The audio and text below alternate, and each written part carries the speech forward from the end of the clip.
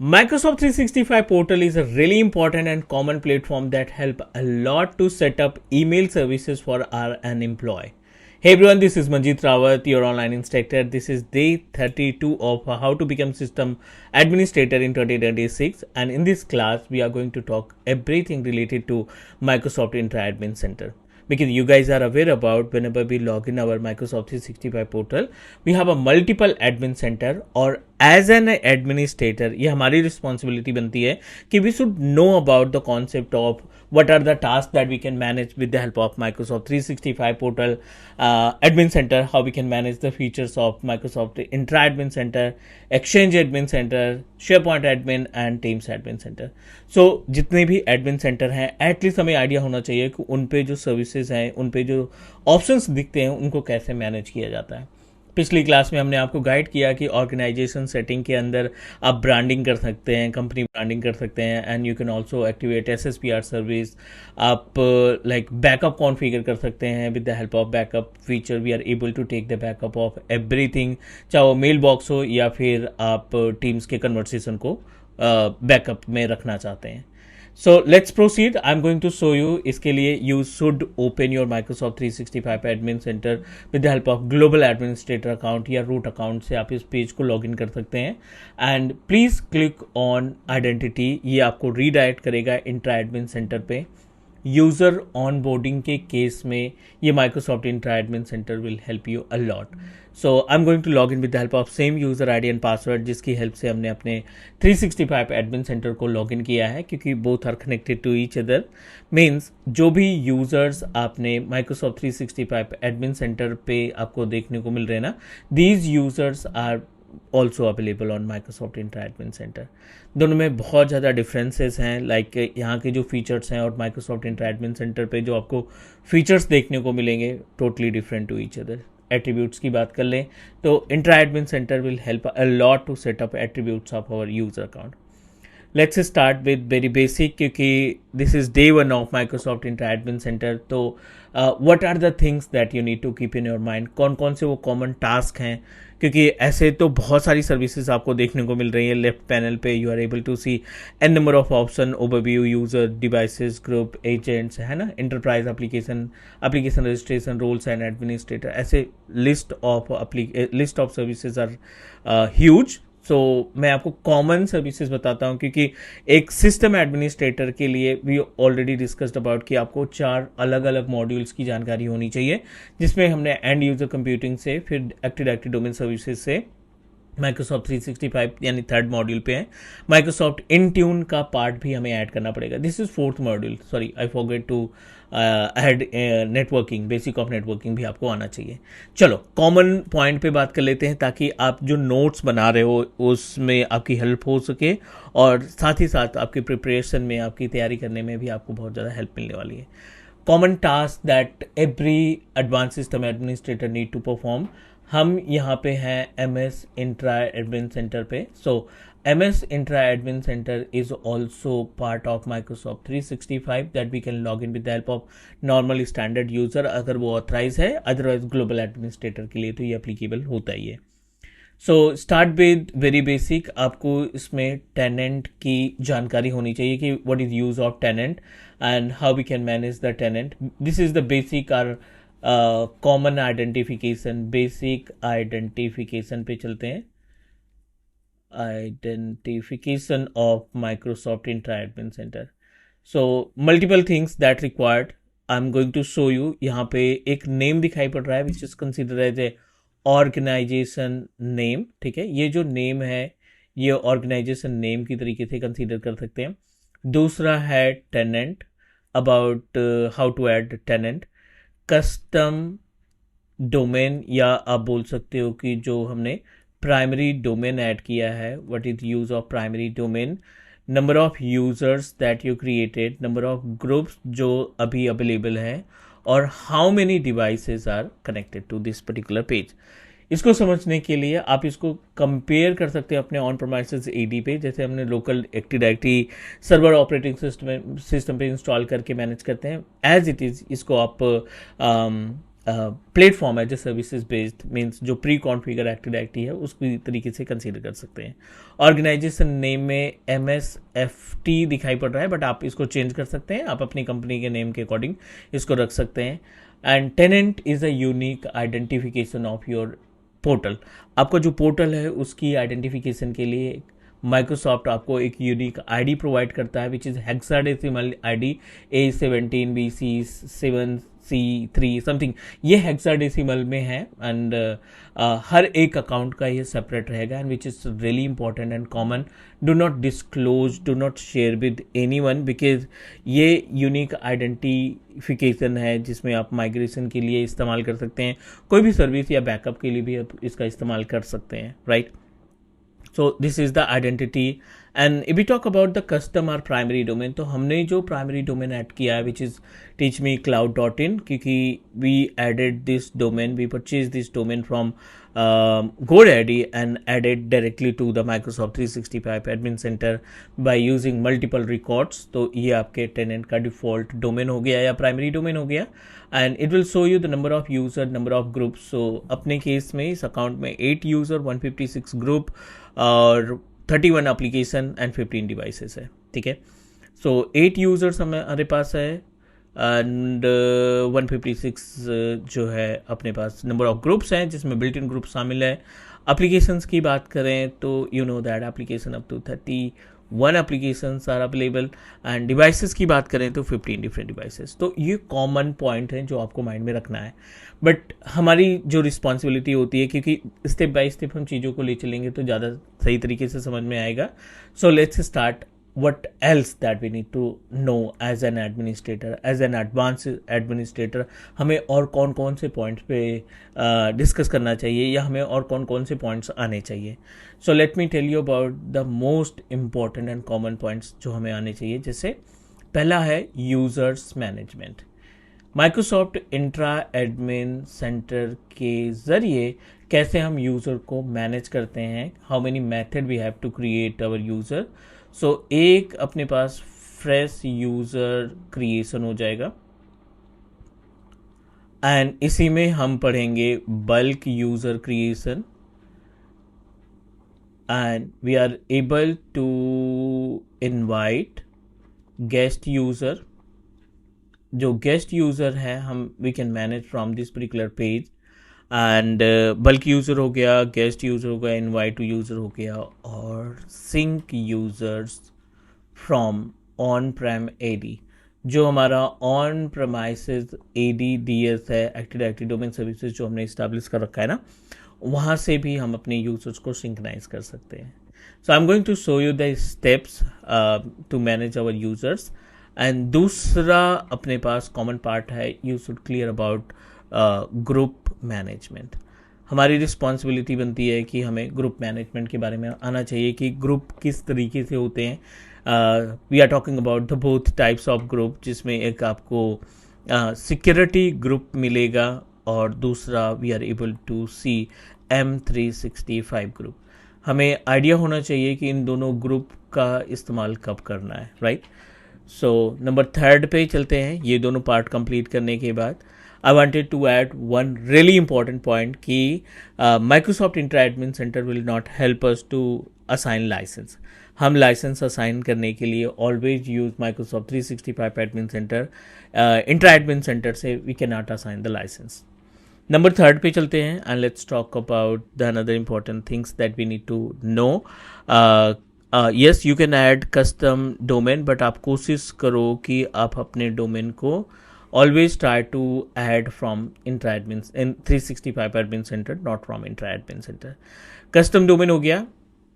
apart from the custom domain we are going to talk about what else, app registration। ठीक है, यहाँ पे हम बात करेंगे ऐप रजिस्ट्रेशन के बारे में, how to register the third party application and enterprise। yes, this is also important, enterprise registration application, how we can manage the application registration with the help of enterprise method। and next, how to manage multi-factor authentication and SSPR service MFA और SSPR service को कैसे configure किया जाता है, this is also our responsibility.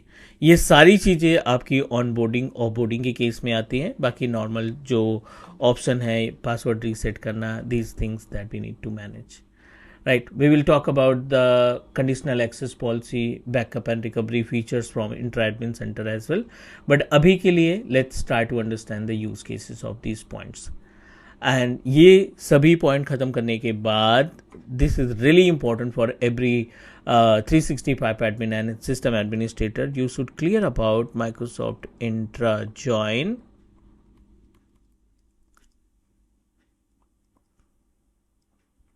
And Microsoft Entra connect. ये दो common services हैं जिनका आपको प्रैक्टिकली नॉलेज होना चाहिए। इंट्रा जॉइन का यूज़ केसेस रियल इन्वायरमेंट में, और इंट्रा कनेक्ट तो कॉमन है लगभग हर एक ऑर्गेनाइजेशन जो अपनी मेलिंग सर्विसेज को 365 पोर्टल पे इम्प्लीमेंट कर रखा है या कॉन्फ़िगर कर रखा है। It's mandatory, they need to set up hybrid environment by using the Microsoft Entra connect. Portal पे चलते हैं और let me show you, this is the basic information overview.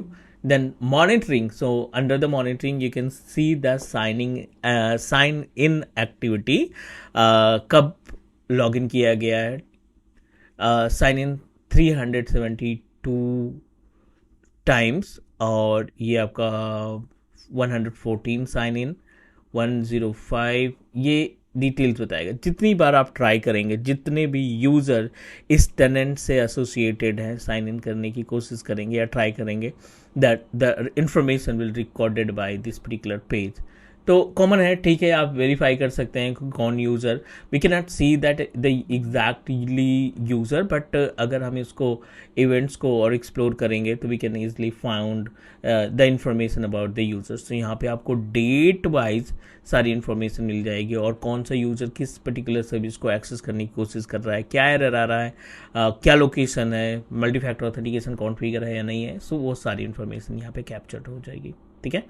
तो I am going back to the same page, overview वाले page पे चलते हैं। Monitor हो गया। Properties, this is important. अगर आपको लगता है कि ये जो इन्फॉर्मेशन इसको मैं चेंज करने की ज़रूरत है, I want to go with teach me cloud, right, so it's totally depend upon you. आप यहाँ पे रिप्लेस कर सकते हैं, जो एग्जिस्टिंग नेम है आप उसको बदल सकते हैं। ये आपका कॉन्टैक्ट मेथड हो गया, and other information like URL that you want to set up, you just need to manage it. Recommendation, so यहाँ पे कुछ रिकमेंडेशन है जो माइक्रोसॉफ्ट अपनी तरफ से आपको गाइड करता है कि आप अपनी सिक्योरिटी स्कोर्स को लाइक टेक केयर करेंगे। 49 पॉइंट समथिंग स्कोर है आपका, बट इसको और इंक्रीज किया जा सकता है। दिस इज़ द इंफॉर्मेशन जहाँ से आप अपनी सिक्योरिटी स्कोर को इंक्रीज कर सकते हैं अभी, है ना। So which is related to require multi factor authentication for administrative roles. जितने भी यूजर्स हैं जिनको हमने एडमिन का रोल असाइन किया है, मैंडेटरी सबको आप मल्टी फैक्टर ऑथेंटिकेशन की कैटेगरी में रखेंगे, ठीक है। As it is multiple options are available जो आपके स्कोर्स को इंक्रीज करने की कोशिश करेंगे। And next, setup guide, this is the like help and support wizard, जहाँ से आप मल्टीपल टास्क परफॉर्म कर सकते हैं। यहाँ पे आपको डॉक्यूमेंटेशन मिल जाएगा, यहाँ पे आपको गाइड मिल जाएगा, and you can use this particular panel for learning purpose. यहाँ से आप चीज़ों को इम्प्लीमेंट करने में आपको आसानी होगी। I am going back. Overview के बाद let's talk about the users. We are able to see multiple users options are available. यहाँ से आप नया यूज़र क्रिएट कर सकते हैं। Like we created one, we have already created multiple users, but ये जो यूजर्स हैं, the users that we created from in 365 admin centre, अभी हम यहाँ पे टाटा नाम का यूज़र बनाते हैं यहाँ, and display name is also Tata. I want to configure my own password, ठीक है। I am going to provide the password. Next, attributes, this is important. You can put the information about the attributes, like users की information को आप यहाँ पे set कर सकते हैं। First name, last name, user type, title, सारी information है। Proceed with next. असाइनमेंट में आप रोल असाइन कर सकते हैं, ग्रुप असाइन कर सकते हैं। Proceed and review.